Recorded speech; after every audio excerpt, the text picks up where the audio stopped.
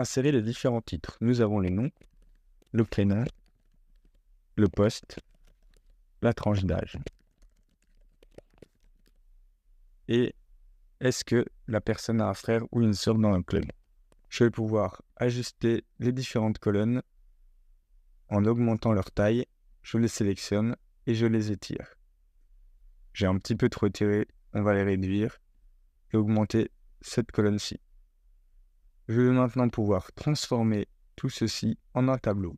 Pour ce faire, je sélectionne les données, je clique sur Insertion, Tableau, et j'indique que mon tableau comporte des en-têtes. J'appuie sur OK.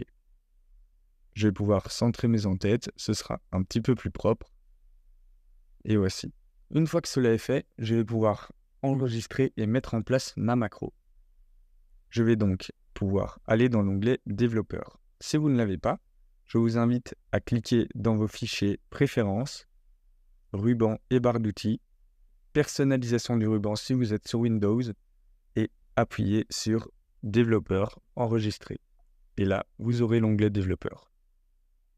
Une fois sur l'onglet Développeur, vous allez pouvoir cliquer sur Enregistrer la macro. Je vais appeler ma macro Création joueur.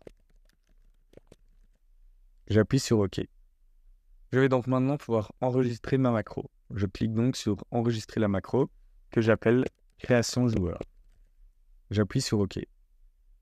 Ma macro est en train de s'enregistrer et je vais donc lui indiquer ce que je vais faire. Je clique donc sur une première case, par exemple, de mon formulaire, pour indiquer que je démarre de cette case-ci. Je clique ensuite sur Liste des joueurs et je vais à chaque fois insérer une ligne pour pouvoir indiquer les différentes données de mon formulaire. Je vais maintenant repasser sur mon formulaire et indiquer que chaque fois, je vais copier l'information du nom, aller sur Liste des joueurs et coller, mais pas faire un collage normal, je vais aller dans Collage spécial, Valeur. Et je vais faire ça pour toutes les informations. Prénom, clic droit, copier. Je retourne sur Liste des joueurs, je vais sous Prénom, clic droit, Collage spécial et Valeur. Je fais ça pour tout. Ma macro est maintenant enregistrée. C'est très important de ne pas du tout modifier la taille des colonnes, etc. par exemple. Sinon, la macro va automatiquement, à chaque fois que vous la lancez, changer la taille des différentes colonnes. Ce que je peux faire maintenant, c'est retourner sur mon formulaire tant que la macro tourne. Je vais pouvoir sélectionner les différentes données de mon champ